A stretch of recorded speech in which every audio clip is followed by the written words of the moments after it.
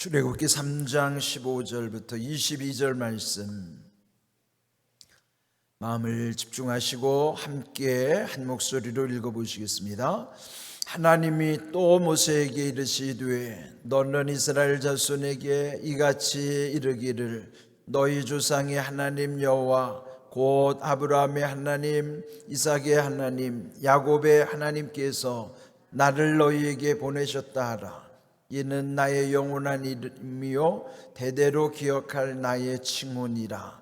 너는 가서 이스라엘의 장로들을 모으고 그들에게 이르기를 여호와 너희 조상의 하나님 곧 아브라함과 이삭과 야곱의 하나님이 내게 나타나 이르시되 내가 너희를 돌보아 너희가 애굽에서 당한 일을 확실히 보았노라. 내가 말하였거니와 내가 너희를 애굽의 고난 중에서 인도하여 내어 젖과 꿀이 흐르는 땅 곧 가나안 족속, 헷 족속, 아모리 족속, 브리스 족속, 히위 족속, 여부스 족속의 땅으로 올라가게 하리라 하셨다 하면 그들이 내 말을 들으리니 너는 그들의 장로들과 함께 애굽 왕에게 이르기를 히브리 사람의 하나님 여호와께서 우리에게 임하셨은즉 우리가 우리 하나님 여호와께 제사를 드리려 하오니 사흘길쯤 광야로 가도록 허락하소서 하라. 내가 아노니 강한 손으로 치기 전에는 애굽 왕이 너희가 가도록 허락하지 아니하다가 내가 내 손을 들어 애굽 중에 여러 가지 이적으로 그 나라를 친 후에야 그가 너희를 보내리라. 내가 애굽 사람으로 이 백성에게 은혜를 입히게 할지라. 너희가 나갈 때에 빈손으로 가지 아니하리니 여인들은 모두 그 이웃 사람과 및 자기 집에 거류하는 여인에게 은폐물과 금폐물과 의복을 구하여 너희의 자녀를 꾸미라. 너희는 애굽 사람들의 물품을 취하리라. 아멘. 이 출애굽기 3장 모세가 하나님을 이제 처음 만나는 광경이죠. 물론 그 80년 생애 속에서 그는 하나님을 믿었고 또 알고 있었었죠. 그러나 직접 체험한 것은 이 호렙산에서 그 떨기나무의 불꽃 속에서 처음으로 하나님을 체험하는 계기가 된 것이죠. 우리 삶 속에서도 그냥 하나님을 아는 정도가 아니고 체험으로 아는 이런 영적 체험이 아주 중요한 것입니다. 이제 오늘 말씀의 제목은 또 이르시되 그랬죠. 3장에 보면 하나님께서 이르시기를, 여기 하나님이 이르시되라고 하는 표현이 아주 많이 반복적으로 나오고 있어요. 그런데 이제 오늘 15절에 보면 하나님이 또 모세에게 이르시되, 또 이르시되라고 하는 말씀. 이미 앞에서도 반복적으로 말씀하신 것을 재차 강조하셔서 하시는 말씀인 것입니다. 우리가 말씀을 읽을 때도 중요한 것은 반복적으로 묵상하는 것이 중요한 것이죠. 그런데 이제 오늘 15절에서 또 말씀해 주시는 내용은 하나님이 어떤 분이신가, 하나님이 당신이 어떤 분인가를 우리에게 밝히 말씀해 주시는 내용이죠. 그러니까 그 표현은 이미 우리 앞에서도 본 것처럼 모세가 하나님의 이름을 물어봤잖아요. 그 백성에게 갔을 때 나를 보낸 하나님의 누구라고 제가 말을 하리까. 그때 나는 스스로 있는 자이니라. 즉 야훼, 여호와, 그 하나님의 이름을 처음으로 모세에게 알게 해주신 거예요. 밝혀주신 것이죠.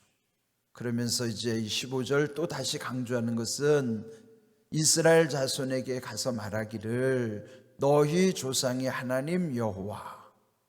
그러니까 여기 여호와라는 이름을 말씀해 주시면서 그 여호와 하나님은 너희의 조상의 하나님 여호와이시다. 그 조상의 하나님은 아브라함의 하나님, 이삭의 하나님, 야곱의 하나님. 그 반복적으로 또 16절에도 또 강조하는 거예요. 너희 조상의 하나님. 그렇게 전제하고 말씀하시는. 그 무슨 의미일까요? 과거라는 것은 현재와 단절되는 시간이 아니잖아요. 오늘의 나는 과거와 연결된 나요. 또 지금의 나는 미래를 향하고 가는 것이죠. 그래서 그 옛적 조상의 하나님, 과거의 하나님, 그 하나님은 지금 이 모세의 하나님이실 뿐만 아니라 그 백성들의 하나님이심을 계속 강조하시는 말씀인 것이죠. 그들에게 가서 뭐라고 말을 하는가? 그 하나님이 이 모세를 보내셨다고 말하라. 그러면서 이제 15절 후반부에 보면 이는 나의 영원한 이름이요 대대로 기억할 나의 칭호니라. 여호와 하나님이라는 이름, 여호와라고 하는 하나님의 이름은 여기서 영원한 이름이요 대대로 기억할 하나님의 칭호라고 하는. 그래서 지금 우리도 여호와 하나님을 찾고 있고 믿고 있는 것이죠. 하나님이 그 이름을 하나님 자신의 영원한 이름이요 우리가 영원히 기억해야 될, 대대로 기억해야 되는 하나님의 호칭, 칭호라고 하는 것입니다. 여러분, 야훼 하나님, 전능하신 하나님은 그 이름이 야훼, 스스로 계신 분. 그는 누군가에 의존하지 않고 그분이 모든 존재하는 것의 근원, 즉 존재하게 하신 분이기 때문에 그 전능하신 하나님, 야훼 하나님, 자존자 하나님, 스스로 계신 하나님, 그 하나님을 우리 늘 마음에 기억하고 살아야만 하는 것이죠.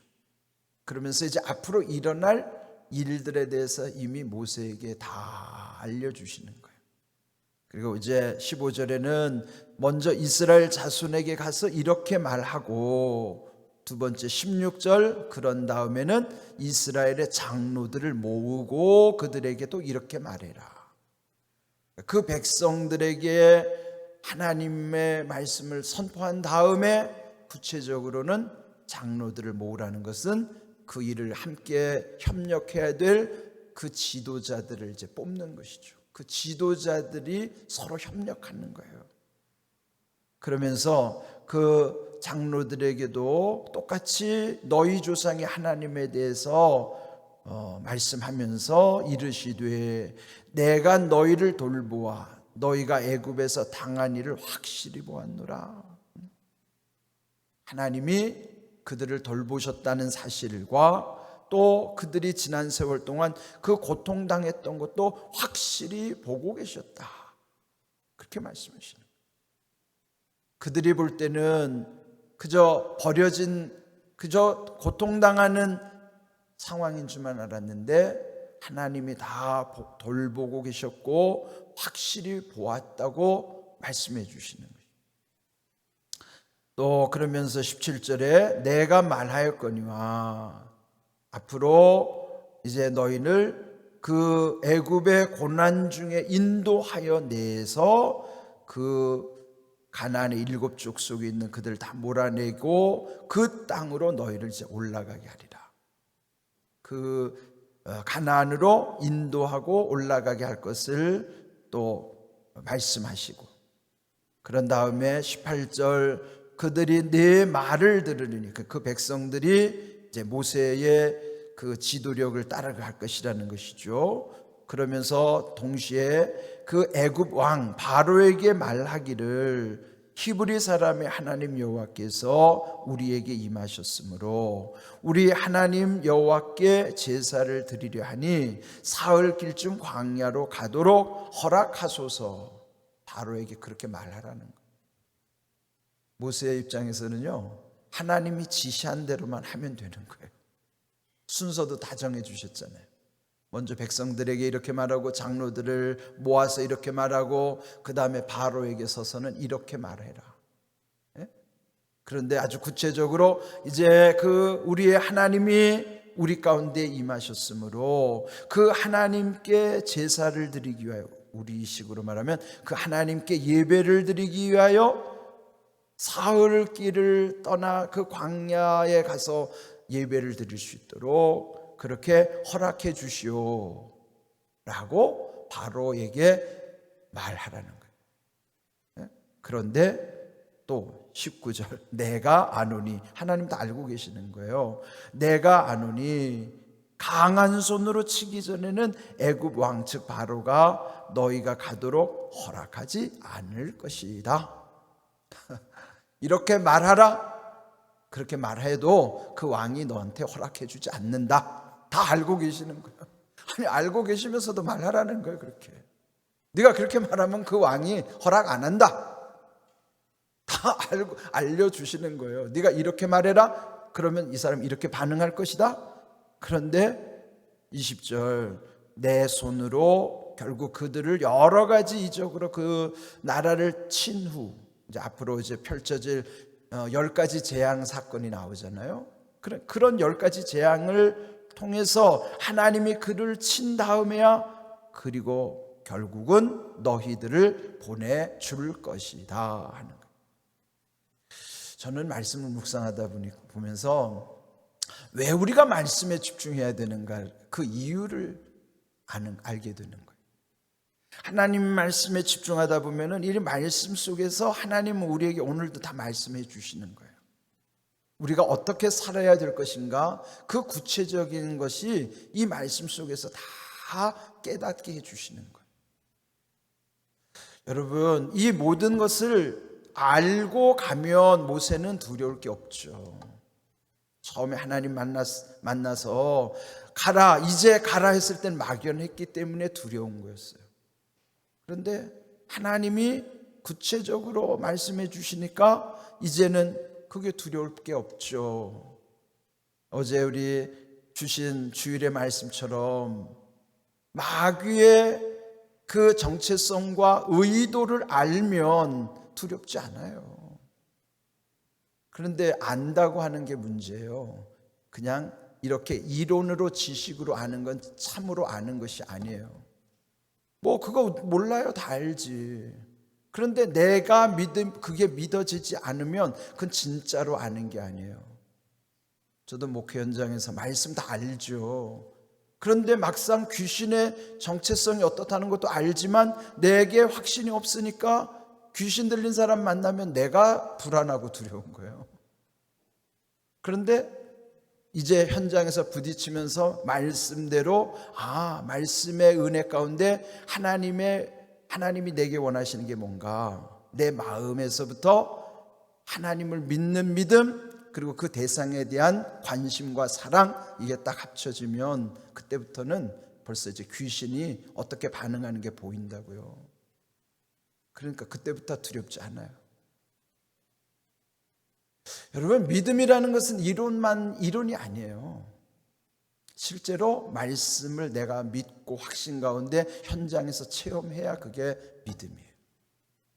그러니까 여러분 주변에서 누가 아픈 사람이 있다든지 또 귀신 든 사람이 있다든지 어려움 당하는 사람들을 회피하지 마세요. 일단은 만나셔야 돼요. 근데 그때 마음가짐이 중요한 거예요. 뭐예요? 관심과 사랑으로 만나셔야 돼요. 그러면 그때부터 하나님이 여러분에게 함께 하시는 게 느껴진다고요. 귀신 들린 사람 무섭지 않아요. 문제는 내가 사랑하지 않기 때문에 두려운 거예요. 사랑 안에서는 모든 두려움을 사라진다고요. 사랑하면. 그 사랑은 뭐예요? 관심이 구체화되는 것이 사랑이잖아요. 하나님의 은혜를 힘입은 사람들은 우리의 현장 속에서도 그렇게 믿음의 증거가 사랑으로 나타나게 하시는 거예요. 지금 하나님이 이렇게 구체적으로 말씀해 주시면서 모세에게 지금 이제 가라고 명령하십니다. 그게 쉽지 않아요. 그 계속 뒤에도 보면은 또 여러 가지 이제 표적을 보여주시는 사건도 있지만 어찌하든지 우리가 하나님의 말씀 앞에 먼저 믿고 그 마음에서부터 하나님의 사랑으로 모든 상황을 대처해야만 한다는 거예요. 궁극적으로는 하나님의 사랑으로 살지 않으면 우리에게는 아무 능력도 나타나지 않아요. 왜 믿음과 소망과 사랑이 우리에게 모든 것인가를 여러분 삶 속에서 체험하셔야 돼요. 자, 그러면서 이 마지막 부분에 보면은 너희가 이제 나갈 때 결코 너희를 빈손으로 가지 아니할 것이다. 이게 무슨 뜻인 줄 아시죠? 하나님은 빈손으로 돌려보내지 않습니다. 하나님은 공짜가 없으신 분이에요. 공의의 하나님이라는 것은요, 공의라고 하는 것은 그 정의대로 하나님 하신다는 거예요. 물론 우리의 연약함 가운데 긍휼을 베풀어 주셔서 우리를 회복시켜 주시기도 하지만 모든 판단은 하나님이 정확하게 하시는 거예요. 그런데 하나님은 빈손으로 돌려보내지 않습니다. 하나님은 반드시 그에 합당한 하나님의 은혜를 우리에게 부어주시는 거예요. 여러분이 주님의 은혜 안에서 또 참 마음으로 하나님께 한 모든 것은 하나님은 반드시 기억하세요. 여러분이 이렇게 새벽에 하나님께 나오는 거, 또 주의를 지키는 신앙, 하나님께 드리는 예물, 봉사와 헌신, 이런 모든 것은 형식적으로 하지 않는다면, 그 말씀은 진심으로 한다면, 계산으로 하지 않고 투자하듯이 않고 정말 하나님을 사랑하기 때문에 여러분들이 하는 행위라면 하나님은 절대로 빈손으로 보내지 않습니다. 하나님은 기억하시는 하나님. 이 하나님이 결국 22절 보면은 그 출애굽하는 과정에서 그 히브리인의 여인들에게도 은폐물, 금폐물, 의복을 그 애굽의 주변 사람들로부터 취하게 하시고 그걸 꾸미게 하시고 그렇게 해서 보내주시는 거예요. 오늘 주신 말씀도 잘 기억하십시오. 또 이르시되, 그는 하나님이 강조하시는 말씀이에요. 그 말씀은 하나님이 어떤 분이신가? 하나님이 어떤 분이신가? 결국 어떤 분이세요? 공의의 하나님, 사랑의 하나님이에요. 공의의 하나님, 우리가 행한 대로 갚아주시지만 그 모든 그 근본적인 상황은 하나님의 사랑 가운데서 이루어지고 있음을 기억하십시오. 그래서 결국은 믿음, 어제 주일 말씀을 다시 재차 강조한다면 믿음의 증거는 소망을 바라보는 것이지만 또 사랑으로 나타나야 되는 거예요. 여러분, 그냥 믿음을 그냥 이론으로만 생각하지 마세요. 그냥 여러분 열심히 교회만 나온다고 믿음 아니에요. 열심히 교회 나오면서 잘못된 믿음으로 사는 사람들이 적지 않아요. 열심히 나오는 건 중요한데 그 열심 속에 참으로 하나님께 대한 마음이 있는가 말이에요. 그 마음이 중요한 거예요. 진정성.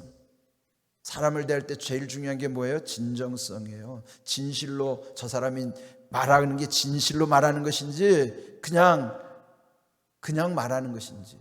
여러분이 지금 제가 설교를 할 때도 진심이 느껴지면 저는 하나님 앞에 바르게 설교한 것이고, 다 알아요. 저 목사가 지금 진실로 설교하는 것인지 그냥 립 서비스를 하는 것인지 자기가 목사이기 때문에 업무상 말하는 것인지 다 안다고요. 말을 안 할 뿐이지 착각하면 안 돼요. 목사도 여러분을 알고 여러분도 목사를 알아요. 속이지 말자고요. 그래서 우리는 하나님을 두려워하는 거예요. 하나님 앞에 진실하면 문제 없습니다. 그런 귀한 은혜 가운데 우리 살아가기를 주님의 이름으로 축복합니다. 아멘.